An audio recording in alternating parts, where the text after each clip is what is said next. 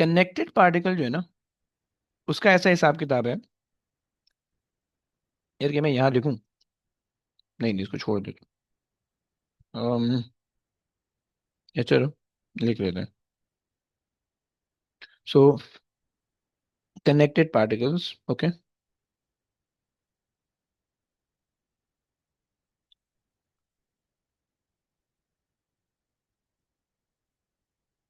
Connected particles, okay. चलो, अब बच्चों देखो, कनेक्टेड पार्टिकल्स का सीन ये है कि आप ना दो पार्टिकल्स को कनेक्ट कर रहे हो, सही है। अब दो पार्टिकल को मिला के एक सिस्टम बना रहे हो, राइट।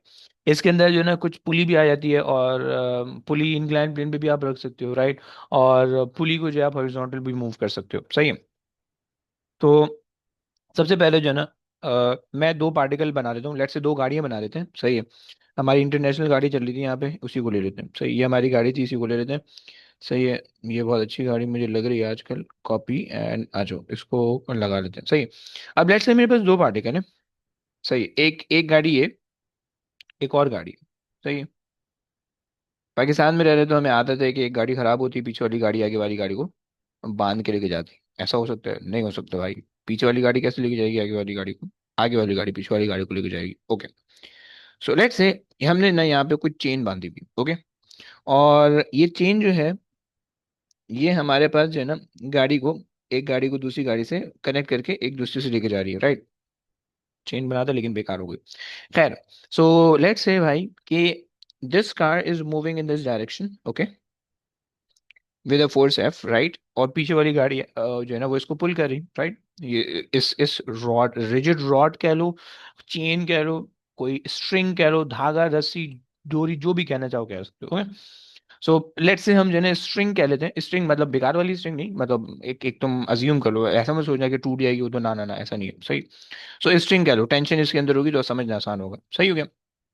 अब देखो, ये गाड़ी जो है ना, इस पे फोर्स लग रही है, जो फर्स्ट कार है that is pulling the other car, ये इसके इंजन जो है ना इसको फोर्स प्रोवाइड कर रहा है एफ, ओके।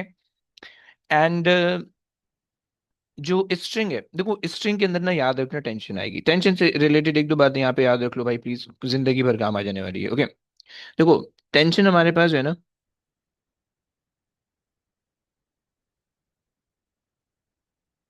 टेंशन हमारे पास एक फोर्स है, राइट। फोर्स दैट arises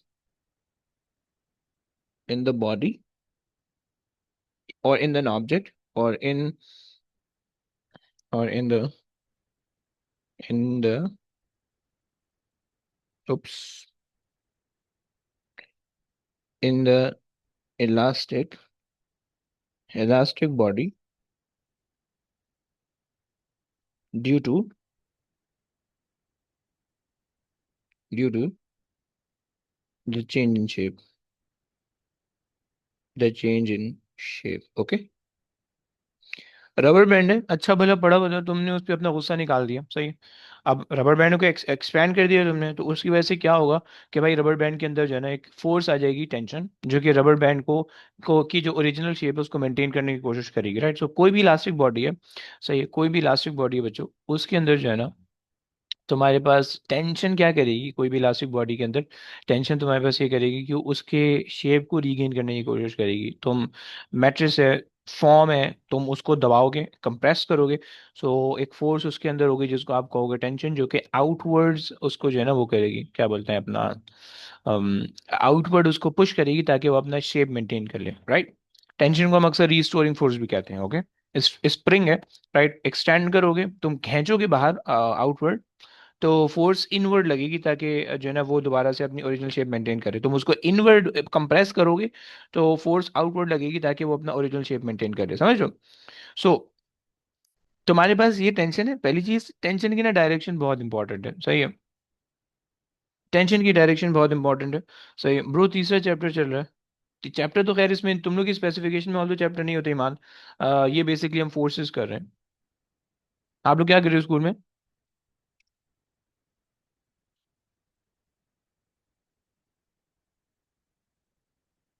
अच्छा जी, डायरेक्शन इसकी बहुत इंपॉर्टेंट है, सही है।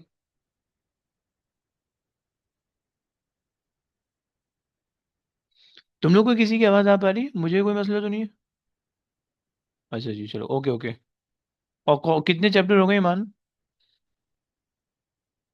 अच्छा जी। डायरेक्शन के अंदर हमने कहा कि भाई हमारे पास जो है, always away from the point of observation, point of observation, okay. सही है।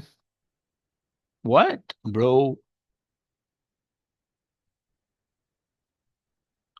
ओ है। अच्छा, तुम लोग तीनों एक ही स्कूल में पढ़ते हो? खदीजा, नूर, ईमान, तुम लोग एक ही स्कूल में पढ़ लो? एक ही क्लास में पढ़ लो बाय द वे? ओए होए, और पहले ओ लेवल्स? अरे यार क्या बात है, ओ लेवल्स तो नहीं गया एक ही स्कूल में, है ना? अच्छा जी। क्या बात है। पॉपुलैरिटी, अरे यार सेल्फी चाहिए तुम लोग को मेरे साथ? अच्छा जी, चलो खैर। मतलब 5 बच्चों में से एक बेचारा नया बच्चा है, बाकी सारे पुराने वाले हैं वहां में हमारी। चलो, वेरी गुड वेरी गुड। सही। आ जाओ आ जाओ, जवाब सी आ जाओ, वापसी आ जाओ। सही, खैर। तो बच्चों, हमारे पास सीन ये है कि डायरेक्शन, जो इसकी डायरेक्शन है बहुत इंपॉर्टेंट है, सही है। डायरेक्शन इसकी बहुत इंपॉर्टेंट है, सही है। डायरेक्शन जो है always away from the point of observation, right. Direction बहुत इंपॉर्टेंट है, राइट। जो भी फोर्स होगी ना, तुम याद रखना, फोर्सेस जहां पे भी आएंगे ना, वो सिर्फ तुम्हें डायरेक्शन को लेकर तंग करेंगे, right. So please be very careful कि फोर्सेस की डायरेक्शन को तुम जहन में रख लेना, सही है। और टेंशन के अंदर जो है वो डायरेक्शन जो है वो पॉइंट ऑफ ऑब्जर्वेशन से हमेशा अवे लगा करेगी, राइट। अब जैसे जो है ना, तुम रबर बैंड तुम्हारा है, सही है। सो रबर बैंड के अंदर जो है तुम क्या करोगे? अगर तुम इसको एक्सपैंड कर रहे हो, आउटवर्ड फोर्स लगा रहे हो, राइट। अब देखो, तुम्हारे पास rubber band point of observation है, ओके। तुम रबर बैंड को ऑब्जर्व कर रहे हो, उसके ऊपर टेंशन को ऑब्जर्व कर रहे हो, राइट। सो तुम्हारे पास जो है फोर्स किस तरफ लग रही होगी? नहीं नहीं, रबर बैंड को अगर हम ऑब्जर्वेशन का पॉइंट बनाएंगे तो मसला होगा। अगर लेट से तुम यहाँ से देखो, सही है, या तुम जिस पॉइंट से फोर्स लगा रहे हो, अगर तुम उस पॉइंट से ऑब्जर्व करो, तो टेंशन हमेशा अगेंस्ट द ऑब्जेक्ट लग रही होगी, राइट। बेसिकली तुमने बस ये चीज देखनी है कि अगर तो तुम ऑब्जेक्ट को खींच रहे हो, तो एक ऐसी फोर्स होगी जो कि ऑब्जेक्ट का शेप रिस्टोर करेगी, बस। सही, ये तुमने देखना है, सही है। अच्छा जी। अब जो है आपके पास, अगर आप इस सिस्टम पे इसको अप्लाई करें, सही है। टेंशन का ना हम कोई जनरल फॉर्मूला नहीं लिखते, ओके। टेंशन का ना तो कैम्ब्रिज के अंदर ना एडेक्सल के अंदर कोई फार्मूला नहीं है, ओके। सो टेंशन की वैल्यू गिवन होगी, तुम्हें कोई फार्मूला नहीं है। हाँ, टेंशन के रिलेशनशिप हो सकते हैं दूसरी फोर्सेस के साथ, बट टेंशन का जनरली कोई फार्मूला नहीं होता है, ओके। मतलब हमारे सिलेबस में नहीं है। अच्छा, अब देखो सीन ये कि तुम्हारे पास, अगर तुम इस ट्रॉली को, इस कार को या इस ट्रॉली को पॉइंट ऑफ ऑब्जर्वेशन बनाओ, सो टेंशन जो है इससे अवे जा रही होगी, टेंशन इससे अवे जा रही होगी, राइट। और अगर तुम इस ऑब्जेक्ट को पॉइंट ऑफ ऑब्जर्वेशन बनाओ, तो टेंशन इससे अवे जा रही होगी, राइट। सही हो गया? बच्चों ये बात समझ में आ गई? देखो हमारे पास जो है, दो दोबारा से सुन लो, दो दोबारा से सुन लो। देखो हमारे पास कनेक्टेड पार्टिकल्स हम कर रहे हैं फोर्सेज के अंदर, हम ये देखना चाह रहे हैं कि अगर हमारे पास दो पार्टिकल कनेक्टेड होंगे, सही है, और तो उसके अंदर जो है ना वो टेंशन। अब यार किस किस पॉइंट को तुम ले रहे हो ना, that is your point of observation, right. किस ऑब्जेक्ट पे तुम फोर्सेस की बात करो, that is the point of observation, okay. सही हो गया? तो ये हमारे पास है, सही है। अब देखो सीन ये है, आगे आगे शायद थोड़ा बहुत समझ में आ जाए। जिस ऑब्जेक्ट पे तुम खड़े हुए हो ना, जिस ऑब्जेक्ट पे तुम फोर्सेस का काम कर रहे हो, राइट, उस ऑब्जेक्ट से हमेशा अवे लग रही होगी पॉइंट ऑफ ऑब्जर्वेशन, राइट। ये कॉन्सेप्ट है। सही हो गया? अब देखो सीन, ये दो कनेक्टेड पार्टिकल है, हमने ये देखना है कि भाई दो कार है, सही। पहली वाली गाड़ी आगे जा रही है, दूसरी वाली गाड़ी उसको पुल कर रही है, राइट। पुल कर रही है। सो अब पुल जो कर रही है वो हमारे पास जो है, वो इस तरह से हो रहा है कि भैया, जो हमने बीच में स्ट्रिंग लगाई हुई है, उस स्ट्रिंग की हेल्प से जो है ना गाड़ी पुल कर पा रही है, राइट। सही है। अब हमें ये देखना है कि भाई इस स्ट्रिंग के अंदर टेंशन किस तरफ, किस डायरेक्शन में होगी कि जो है ना, ये पुलिंग जो है ये पॉसिबल हो, राइट। सो हमने कहा कि भाई टेंशन की डायरेक्शन जो होगी वो हमेशा away from the point of observation होगी। अगर आपने इस ऑब्जेक्ट को, ये ऑब्जेक्ट आपका पॉइंट ऑफ ऑब्जर्वेशन है, सही है, सो इस ऑब्जेक्ट पे टेंशन अवे लग रही होगी। फिर उसके बाद ये ऑब्जेक्ट आपका पॉइंट ऑफ ऑब्जर्वेशन है, इस ऑब्जेक्ट के अवे लग रही होगी, राइट। अच्छा, टेंशन अगर किसी भी कोई ऑब्जेक्ट सेम है तो उसके अंदर टेंशन सेम होगी, हमारी अजम्पशन है, राइट। अजम्पशन हमारी है, सही है, अजम्पशन हमारी है, सही है, कि point of tension remains the same अगर आपके पास जो है ना ऑब्जेक्ट सेम है, ओके। तो ये, सो हम ये कहते हैं कि अजम्पशन ये है कि tension remain same in the same string, okay भाई। यानी अगर तो एक ही स्ट्रिंग है, अगर उसमें बीच में नॉट नहीं लगे हुए, अगर तो नॉट तुमने लगा दिया तो फिर टेंशन अलग हो जाएगी, वो फिर टेंशन अलग अलग होंगी, ओके। अगर तो नॉट कोई भी नहीं लगा हुआ, एक ही स्ट्रिंग है, तो फिर टेंशन सेम रहेगी, क्लियर ना।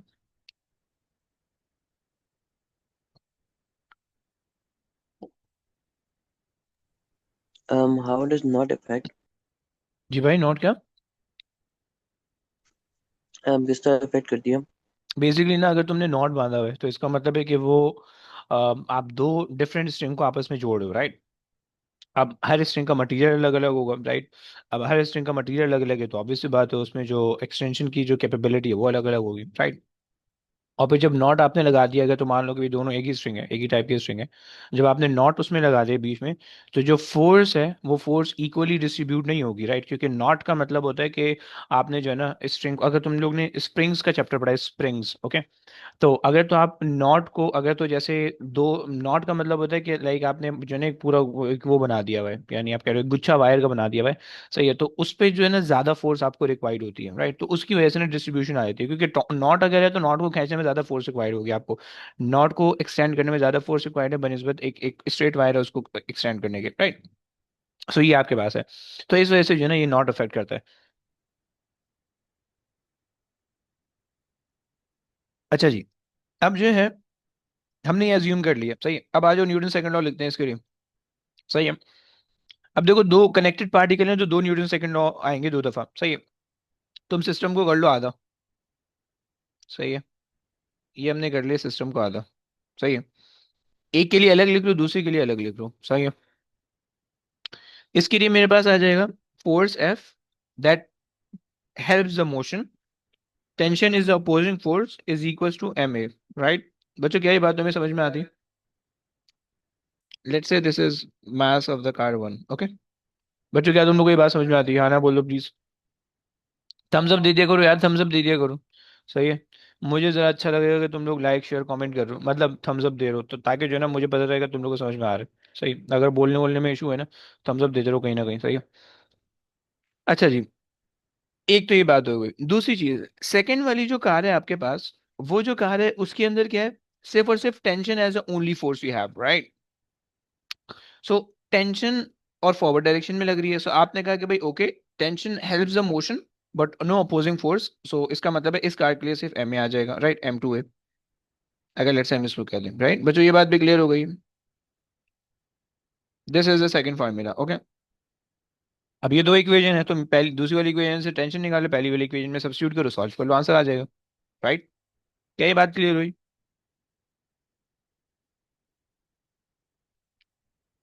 एक और केस देख लो।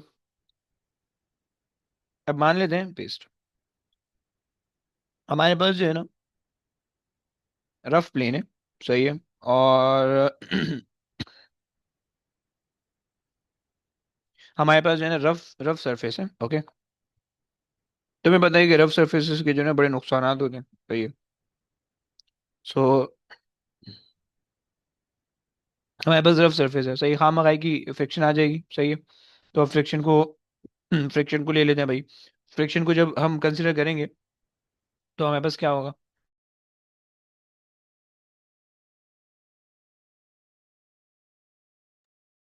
ओके, सो अब जो फर्स्ट वाली कार है उसके ऊपर भी फ्रिक्शन आ रही होगी, सही है, क्योंकि फ्रिक्शन रोड से आ रही है, और रोड हमारे पास सेम है। लेट्स हम कह देते हैं कि भाई फ्रिक्शन दोनों गाड़ियों पे सेम है, फ्रिक्शन डिफरेंट भी हो सकती है, सेम भी हो सकती है, हमें इससे भी कंसर्न नहीं है फिलहाल। इस हम डिफरेंट रख देते हैं ताकि जो है ना तुम लोग को आसानी हो। सही है। फ्रिक्शन बेसिकली मास पे डिपेंड फ्रिक्शन बेसिकली मास पे डिपेंड करती है, सही है, और रोड के मटेरियल पे डिपेंड करेगी, राइट। रोड का मटेरियल तो सेम है बट मासेस दोनों के अलग अलग हैं, राइट। खैर, अब तुम अगर एक न्यूटन सेकंड लॉ लिखो, अब मुझे बताओ, तुम लोग बताओगे न्यूटन सेकंड लॉ कैसे लिखेंगे भाई? जरा कमेंट बॉक्स में आ जाओ, कमेंट सेक्शन में आ जाओ, और जरा मुझे न्यूटन सेकंड लॉ लिख के दे दो। पहले कार ए के लिए जिसका मास m1 है, उसके लिए लिख दो प्लीज, और फिर न्यूटन सेकंड लॉ लिख दो दूसरी वाली गाड़ी के लिए।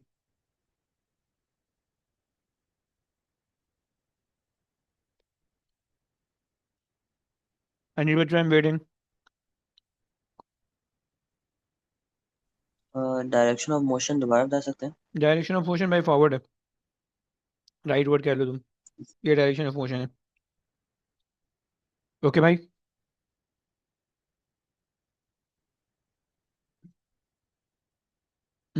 ओए होए, क्या बात है, very good very good bro. Second वाली भी बता दो, सेकंड वाली गाड़ी के लिए।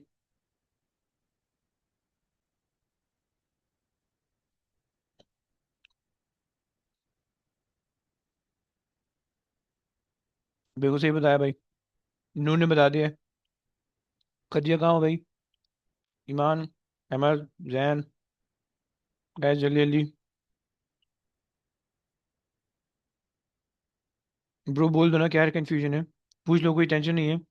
अगर माइक नहीं चल रहा चैट कर लो। ये जो भी देखो, जो भी आ रहा है वो बता दो, जो भी बन रहा है ना वो बता दो, तो मतलब जो भी कंफ्यूजन है ना उसी को लेके बता दो, कोई इशू नहीं है। मैं उसी को बता दूंगा कि ये पॉसिबल कब होगा, जो आप बता रहे हो ना वो कब पॉसिबल होगा। देखो अगर तुम्हारे जहन में कोई गलत सिनेरियो आ रहा हो ना, तो मुझे बता दो कि भाई ये गलत सिनेरियो, ये सिनेरियो मेरे जहन में आ रहा है, ये कब सही होगा, राइट। क्योंकि जाहिर बात है, मैं जो चीज़ बता रहा हूँ वो सही है, बट तुम्हें ये भी तो तुम्हारे जहन में आ सकती है ना, कोई गलत चीज़ भी तो आ सकती है, सही है। सही है भाई, अहमद भाई ने सही बताया। ब्रूस न्यूटन सेकंड लॉ लिखना है, F equals to M A लिखना है, दोनों फोर्सेस दोनों गाड़ी के लिए, सही है। सो अब जो है अब आपको जो है ना resultant force equals to M A करना है, कौन सी फोर्स को ऐड करोगी, कौन सी को सब्ट्रैक्ट करोगी, और उसके हिसाब से आप नहीं लिखना है। अल्लाह, ये देख लो प्लीज।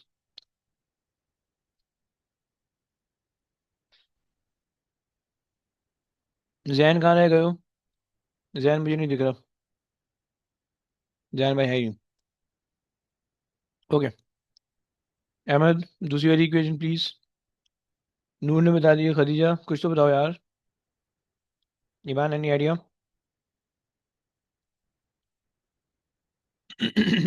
चलो आ जाओ।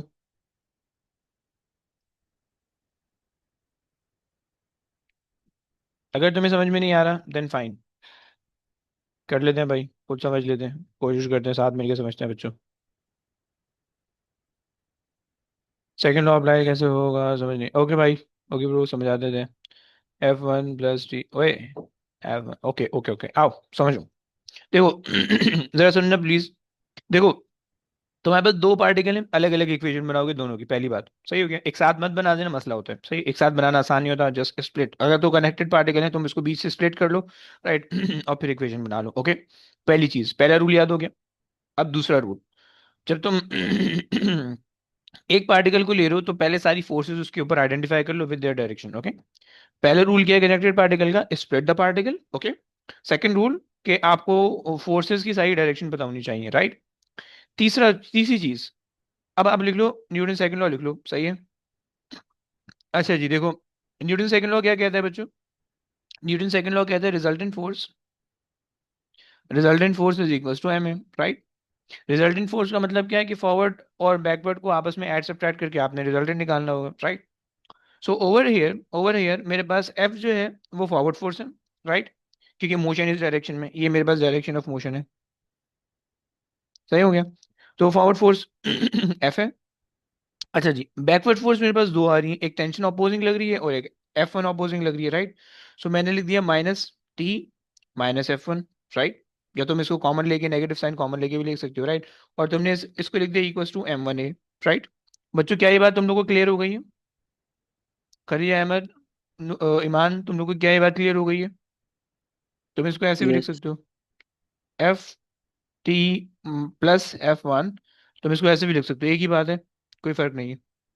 बच्चों क्या ये बात क्लियर है? खदीजा प्लीज बताओ।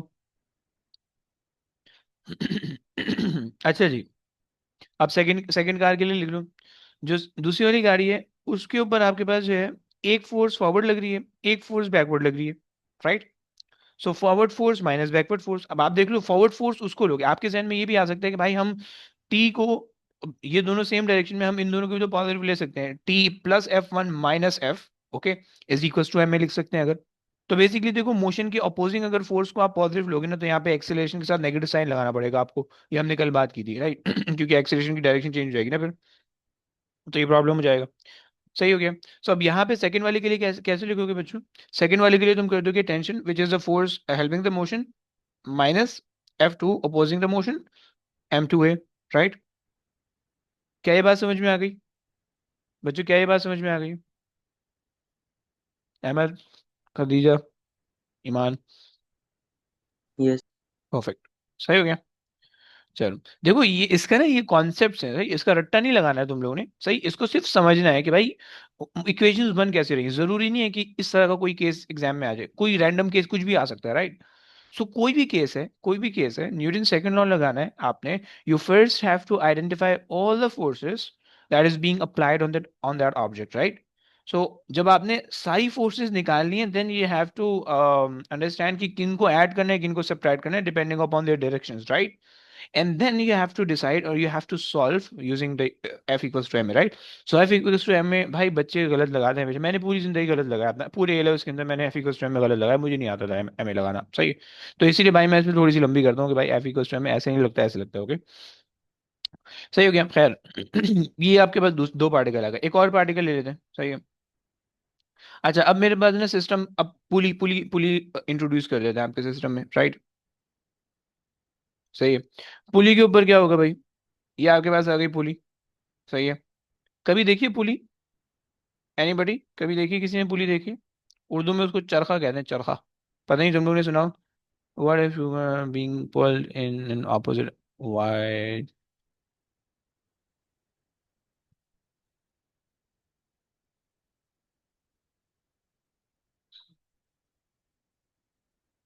अगर देखो आप, अगर आप दो गाड़ियों को इस डायरेक्शन में वो कर रहे हो, तब भी फोर्स अवे ही इधर ही होगी, फोर्स की डायरेक्शन तो सेम ही होगी ना। क्योंकि देखो आप, ये जो स्ट्रिंग है भाई, ये जो स्ट्रिंग है, इस स्ट्रिंग की नेचर क्या है कि इसको अपनी ओरिजिनल लेंथ में रहना है, राइट। तुम इसको अपोजिट डायरेक्शन में खींचना शुरू कर दोगे, तो ऑब्वियस सी बात है वो अपनी शेप को मेंटेन करने की कोशिश करेगी, लेकिन जब मेंटेन नहीं कर जाएगी, नहीं कर पाएगी, तो टूट जाएगी, समझ रहे हैं मत? ओके। सही हो गया ना, तो ये कॉन्सेप्ट है।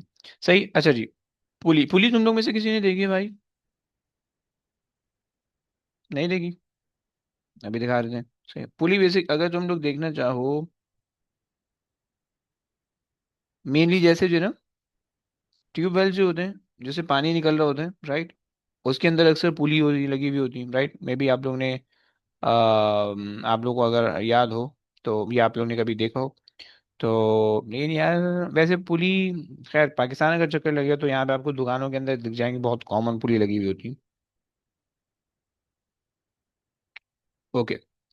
सो मेरे पास जो है ना, इस पे दो मासेस लगे हुए हैं, सही है। अच्छा, पुली ना, पुली का फायदा ही होता है, पुली का फायदा ही होता है, पुली का ना एक फायदा ही होता है कि तुम्हें किसी चीज को पुल करना आसान हो जाता है, सही। सही, तुम्हें पुल करना किसी भी चीज को आसान हो जाता है, सही। मेनली लिफ्ट्स के अंदर लगी होती है यार पुली।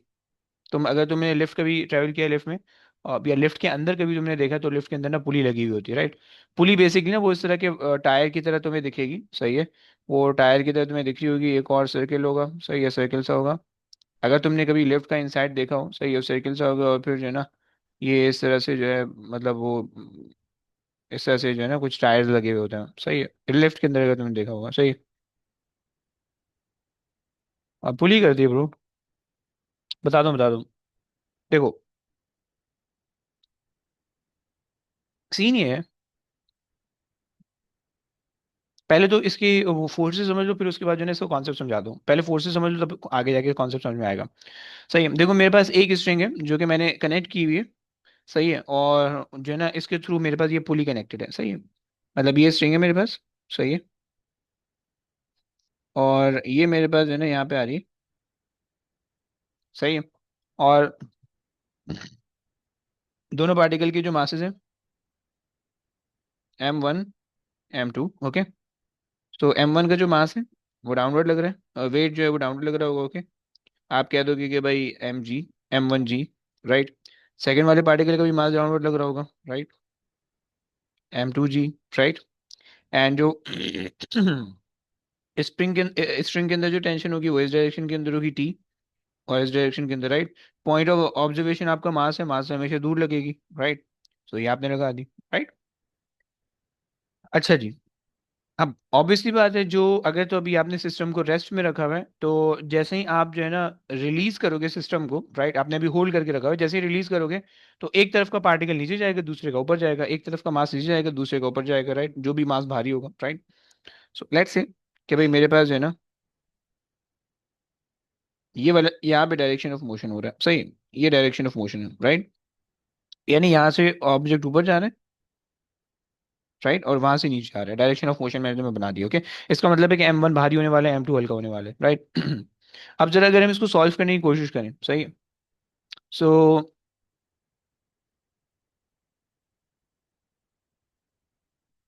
ओके। अगर हम सॉल्व करें तो हम दोनों के लिए अलग अलग इक्वेशन बना लेते हैं, सही है। सो जो फर्स्ट पार्टिकल है, सही, M1 के लिए अगर हम इक्वेशन बनाएंगे भाई, तो कौन सी मोशन है कि जो फॉरवर्ड डायरेक्शन में मूव करा रही है? M1G, right.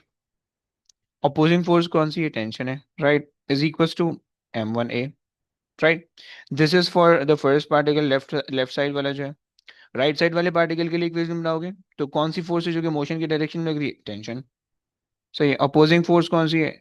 M2G, right, is equals to M2A, right. ये तुम्हारे पास दो फोर्सेस की दो इक्वेशन बन गई, राइट। अब तुम जो है, सही है, अब तुम दोनों इक्वेशन को एक दूसरे के अंदर इक्वेट करके जैसे भी सॉल्व करना चाहो, तुम्हारी मर्जी, okay. It's up to you कि तुम कैसे भी सॉल्व करना चाहो। मुझे यहाँ पे सिर्फ तुम्हें इक्वेशन बनाना सिखाना है, राइट। कि अगर कनेक्टेड पार्टिकल हो तो किस तरह से आएगा, नॉर्मल पार्टिकल हो तो किस तरह से equation of motion, Newton second law apply होगा, वगैरह वगैरह, राइट। बच्चों क्लियर हो पा रहे? यस। अच्छा जी, सही हो गया। अच्छा, अब आ जाओ जरा जो है ना, तुम इसमें अगर तुम्हें इसकी रियल लाइफ एग्जांपल समझना है कि भाई इसमें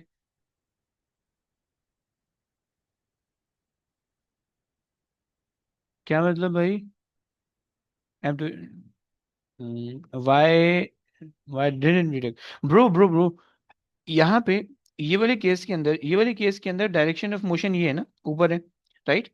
सो फोर्स जिस डायरेक्शन में जो मोशन की डायरेक्शन में जो फोर्सेस होती हैं हम उनको पॉजिटिव ले लेते हैं, सो इस वजह से this is taken as positive, and ये opposing the direction of motion है, राइट। मोशन को अपोज करिए तो इस वजह से हमने इसको नेगेटिव लिया हुआ है, राइट। M2G इस वजह से किया हुआ है, समझियो। अगर तो आप M2G माइनस टी करो, then you have to do M2 - A, right, क्योंकि एक्सेलरेशन की डायरेक्शन फिर ऑपोजिट हो जाएगी, ओके। चलो, ये आपके पास हो गया, राइट। अब देखो, हम पुली लगाते क्यों हैं? पुली बेसिकली ना आपको क्या करती है, पुली जो है ना वो आपके पुलिंग फोर्स को कम कर देती है, राइट। वो आपको बेसिकली इस चीज में हेल्प कर देती है कि भैया आप जो हो, जो ऑब्जेक्ट को खींच रहे हो, सही है, उसमें आपको कम फोर्स रिक्वायर्ड होती है, राइट। सही। अब जैसे कि लेट्स से मान लेते हैं, अगर हम एक सिनेरियो अज्यूम कर लें, सही है। तो ये लेट्स से कि भाई मेरे पास एक सिनेरियो है, सही है। और इसके अंदर जो है ना, खैर पुली वाला काम भी हो गया हमारा, सही है। और एक और मुश्किल केस है, बट वो मैं नहीं करा रहा हूँ, सही है। सो खैर, अब यहाँ पे जो है ना एक बंदा है जो कि इसको जो है ना पुल कर रहा है डाउनवर्ड, ओके। एक बंदा है जो कि इस मास को पुल करना चाह रहा है डाउनवर्ड, राइट, यहाँ से इसको खींच रहा है, राइट। और ये इसका वो है, मास है, सही है। और हमारे पास जो है, चलो देखते हैं, मास हमारे पास आ रहा है, इसका मास लेट से हम दे देते हैं 500 kg, 500 kg, ओके। और हम जो है टेंशन ले लेते हैं। चलिए, मुझे एक तो ये देना पड़ेगा, टेंशन देनी पड़ेगी, सही है, कांस्टेंट वेलोसिटी, चलो, लेट्स से कि भाई जो बंदा है वो कांस्टेंट वेलोसिटी पे इसको वो कर रहा है, मूव कर रहा है, सही। कांस्टेंट वेलोसिटी पे पुल कर रहा है, राइट।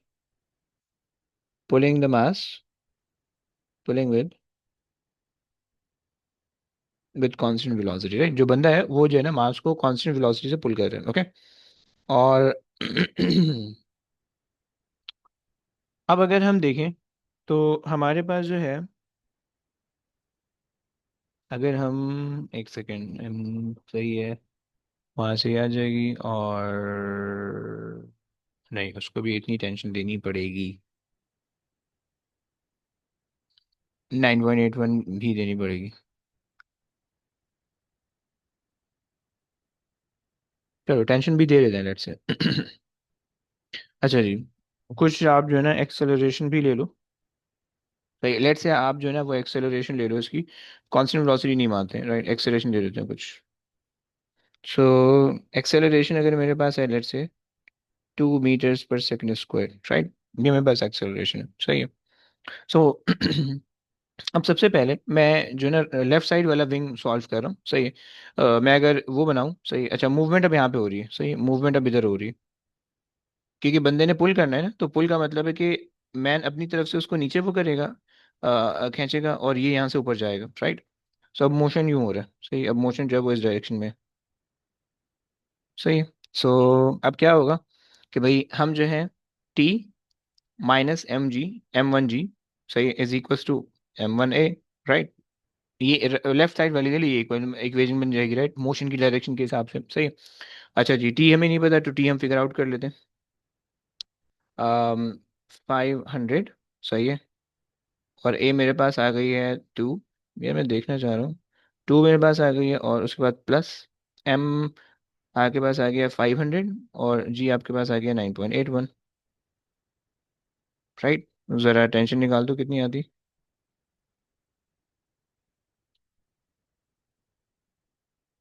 1000 वहाँ से आ जाएगी,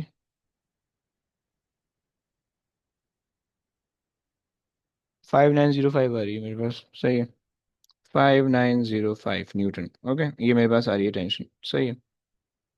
अच्छा, हम मान रहे हैं कि भाई हमारे पास सेम स्ट्रिंग है, सही है। सो टेंशन जो है वो सेम रहेगी दोनों तरफ, सही है। थ्रू आउट जो है वो टेंशन सेम रहेगी, सही है। सो हमने ये भी कह लिया। अच्छा, तो टेंशन यहाँ पे भी उसी वैल्यू की है, राइट। अब हम यहाँ पे देख लेते हैं कि भाई उसको कितनी फोर्स रिक्वायर्ड होगी, राइट। फोर्स एफ देख लेते हैं कि भाई उसको कितनी फोर्स चाहिए होगी, सही है। अब जब हमने फोर्स एफ देखने के लिए किया, सो हम यहाँ पे कर लेंगे F minus T is equals to M A, सही।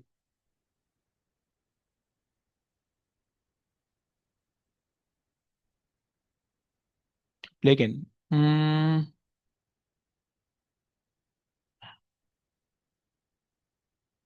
और हम वो अगर करें, टेंशन को अगर हम ऐड कर लें, नहीं नहीं यार, यहाँ पे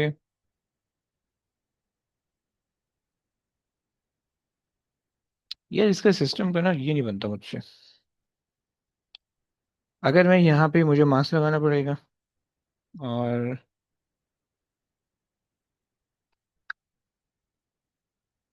दोनों के अंदर से अगर हम टेंशन को कॉमन ले रहे हैं, सो फोर्स हमें चाहिए होगी एट द एंड। नहीं यार, इसमें मास हमें चाहिए होगा एट द एंड। अगर हम मास नहीं लगाए तो हमें मसला होगा सिस्टम के अंदर। खैर छोड़ो छोड़ो। नहीं, अभी जो नहीं, ये मास के बगैर नहीं हो रही है, मास से तो इसमें लगेगा, तो कोई और फोर्स हमें लगानी पड़ेगी, सही है। और चलो अगर हम मान लेते हैं कि भाई बंदा जो फोर्स लगा रहा है, ये लेकिन सिस्टम कैसे बनाए। खैर यार मैं इसको नहीं समझा नहीं पा रहा हूँ सही से, इसको भी फिलहाल रहने दो, राइट।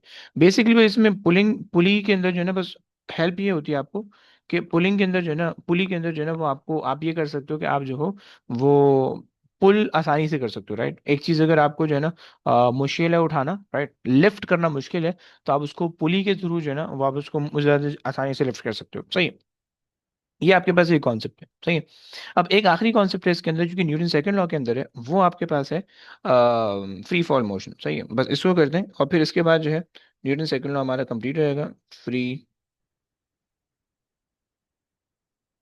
Fall motion, right. अब इसके ना बहुत सारे क्वेश्चन आए हैं, बड़े सारे क्वेश्चन इसके आए हैं, सही है।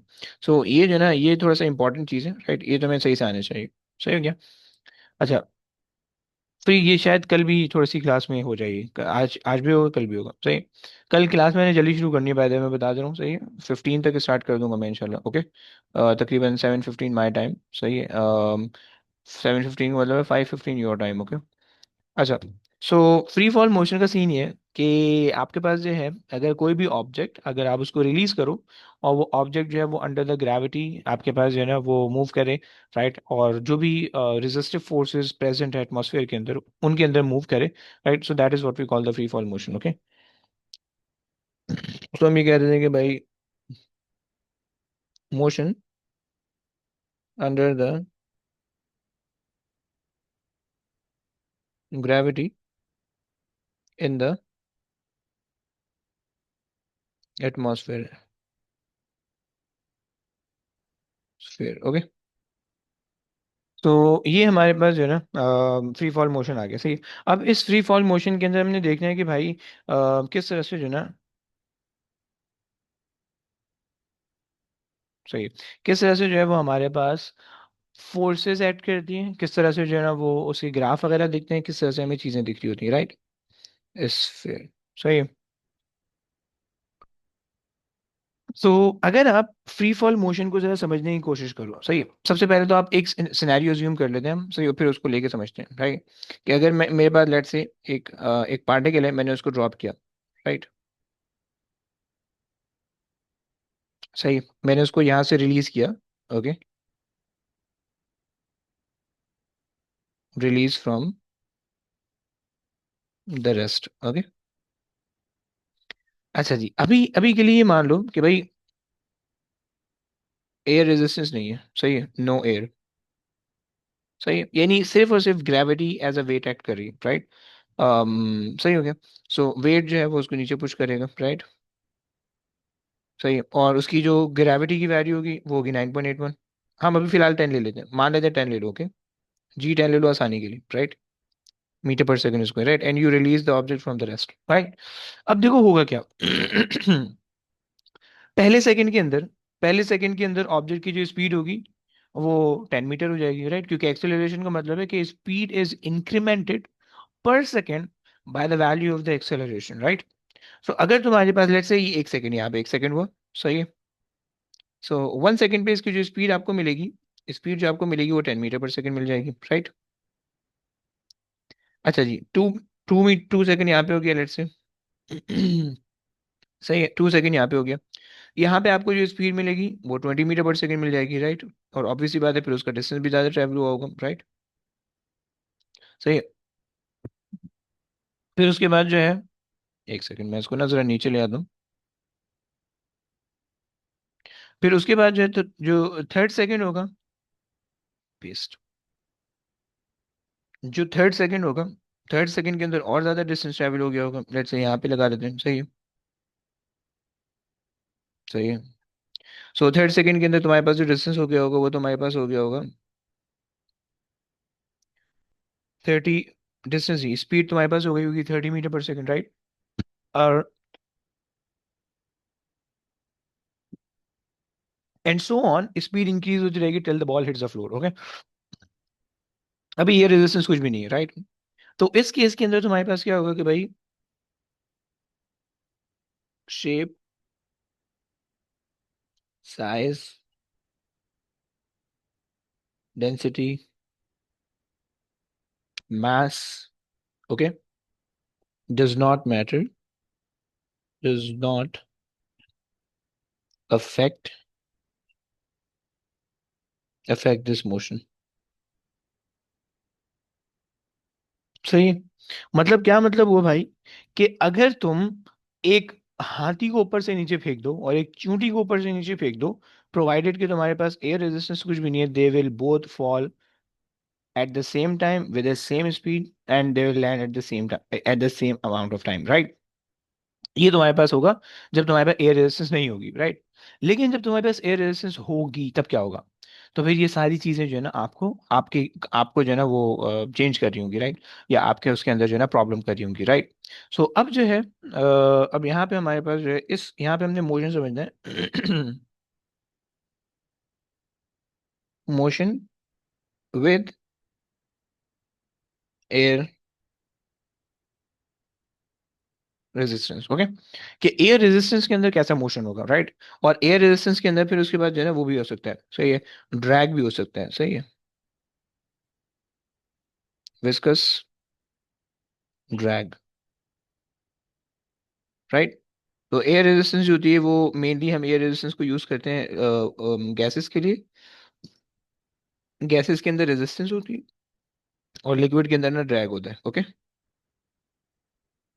ये दो केसेस हमने समझने हैं, फिर उसके बाद हम ये हमारी जो है ना फ्री फॉल मोशन कंप्लीट हो जाएगा, सही। बट फिलहाल अभी जो है ना यहाँ पे मैंने क्लास रोकनी पड़ेगी, नमाज का टाइम होने लगा, नमाज के बाद और मैं कंटिन्यू नहीं करूंगा, सही है। वो इंशाल्लाह ये एक रिमेनिंग चीज़ है इसकी। और उसके बाद जो है ना कल जो है वो न्यूटन थर्ड लॉ, ये दो चीज़ें मैंने कंप्लीट करनी है, राइट। और अभी मैंने तुम लोगों को सिर्फ वेक्टर को क्वेश्चन होमवर्क दिए हैं, वेक्टर के क्वेश्चन, सही है। देखो दिन में जो है ना 2 3 5 कर लो क्वेश्चन तो काफ़ी है, राइट। अगर एमसीक्यू कर रहे हो तो सिर्फ एमसीक्यू कर लो, थ्योरी ना करो, कोई एक चीज़ कर लो, सही है। 5 5 क्वेश्चन करते रहो, एमसीक्यू क्या अगर करो 5 5 क्वेश्चन करते रहो, हर क्वेश्चन का आंसर उसके नीचे गिवन है, सही है। बस करते रहो थोड़े थोड़े, सही है। उससे ये होगा, अगर थ्योरी करो थ्योरी कर लो, कोई मसला नहीं है, लेकिन करते रहो ताकि जो है ना तुम्हें थोड़ी सी फोर्सेस का सेंस बन जाए, राइट। और तब तक जो है ना मैं इसकी भी चीज़ें तुम्हें भेज देता हूँ, सही है। मतलब जो है ना इसको हम कंप्लीट करके और इसकी भी चीज़ें आपको मिल जाएंगी इंशाल्लाह, right. In the next week तुम्हें जो है ना इसके दोनों के पासवर्ड मिल जाएंगे, सही हो गया। तो चलिए बस अब आज की क्लास यहीं तक करते हैं। अब इंशाल्लाह जो है ना नेक्स्ट क्लास के अंदर मैं इसके जो है ना पासवर्ड अलग से नहीं दे सकता हूँ, क्योंकि इसके पासवर्ड के अंदर कंबाइंड क्वेश्चन आते हैं, राइट। तो मुझे मैं कंपाइल नहीं कर सकता इसके पासवर्ड अलग से, राइट। वो सिर्फ एक दो पार्ट्स बन रहे होंगे फोर्स के, right. So force mainly energies वगैरह के साथ दूसरे चैप्टर्स के साथ जो है ना आ रहा होता है, जैसे मोमेंट वगैरह हो गया, फोर्स एक्सटेंशन हो गई, इन सब चीज़ों के साथ, सही। तो वो जब हम शुरू करेंगे तो फिर हम इंशाल्लाह देखेंगे, सेट हो गया। तो चलो बस अभी क्लास में एंड कर रहा हूँ, इंशाल्लाह कल फिर इसको देखते हैं, ओके। चलिए जी, टेक केयर बच्चों, अल्लाह हाफिज़।